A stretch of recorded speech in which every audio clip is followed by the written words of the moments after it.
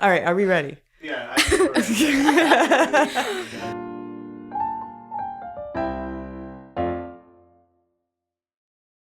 All right, we're going to take it from the top. We got it. We got it. We're here without our trusty co-host, Brett Farrow. He's at a conference this week. So you're just with me today for 6-minute increments. Welcome. This is a podcast that explores the intersection between the practice of law and the legal industry and business.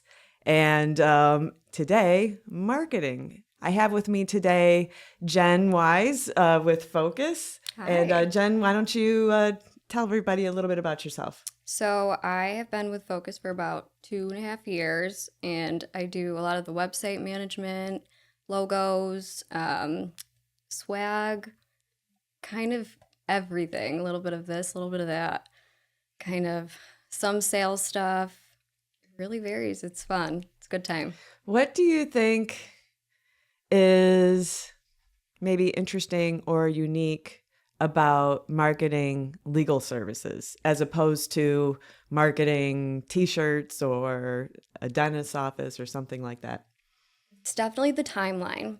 There's definitely a different timeline is getting ahead of it because it's a different planning schedule. Sometimes you don't know if something is going to happen or not.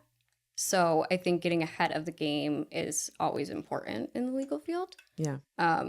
Yeah, that's probably my biggest thing there. And I'm going to say it because you're too nice to say it. But correct me if I'm wrong. I think probably one of your biggest frustrations in doing marketing for lawyers and law firms is dealing with the lawyers and law firms. For example, Jen does the marketing for Polano and Farrow, and I see firsthand, for example, if we want to do work for a municipality, oftentimes that involves submitting a proposal in response to what's called a request for proposal.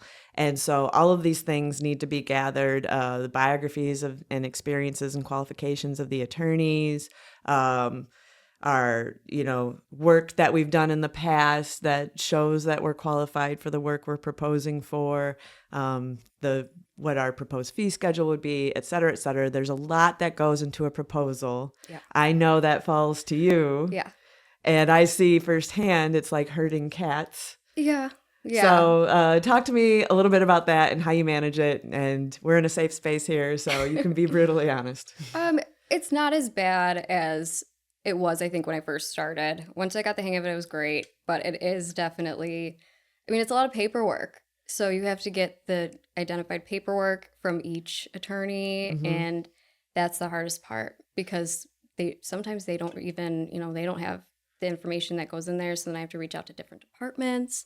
Right. And those departments have to reach out to different departments. And it's a lot of breakdown work. But we get there. We get there. And we do it.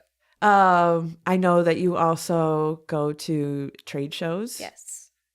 Tell me a little about that. Yeah, we've gone to Turning Stone. They're in Sagamore right now, which is cool. Mm-hmm. We've done a lot of stuff. It's a good time. So you set up, we put our swag out, meet new people. Yeah, it's definitely one of those things where you meet the new clients and yeah. What would you say is one of the, if you're a solo practitioner or a small firm, because that's a lot of the type of legal practitioners that Focus assists, what should they be focused on in their marketing? Should it be their website? Should it be going to events or, you can't do everything. Right. What would you say are the priorities? I think the biggest thing and the hardest thing is consistency. So making sure everything is updated on your website, consistent with your Google, consistent with, your social media. Because, even I know when we were moving, it was really hard to get our Google address updated and that, correlated with our website. That's changed recently, right? With Yes, Google, and yes. it's a big deal. It's very difficult. And you can't talk to somebody. So it's very, very difficult. So that consistency builds a lot of client trust. And if they see it's not consistent, they may be weary. And that's definitely one of my biggest things is consistency. Okay, that's a good tip. Yeah. So, tell me a little bit more. We've talked a little bit about, what you do for our firm, Polano and Farrow.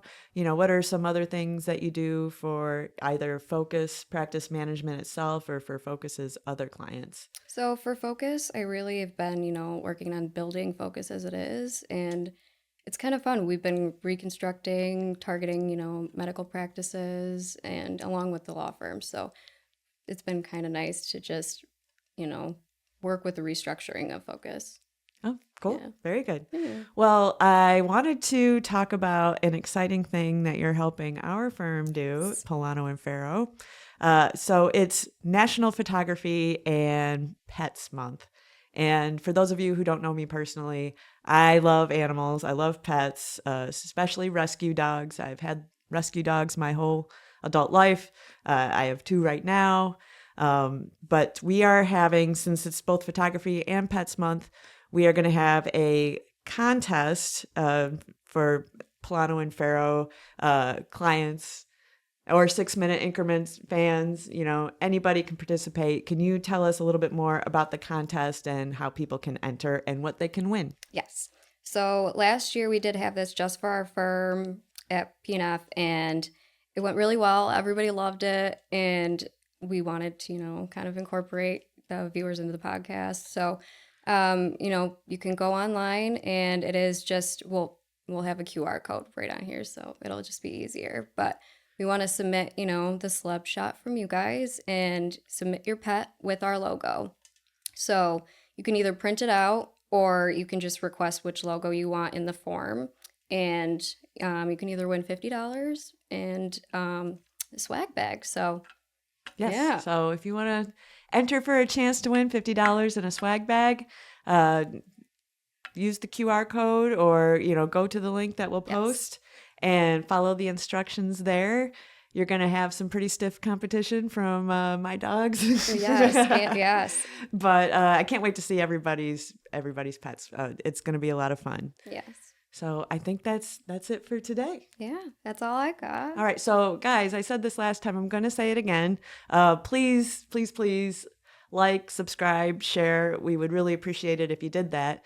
And also, I would love the opportunity to answer viewer questions or, review viewer comments and talk about them. Anything, nothing's off limits. We want to hear from you. So please email us and we'd love to hear from you. And we'll do a mailbag episode where we answer viewer questions or share viewer comments. So please do that as well. Thanks.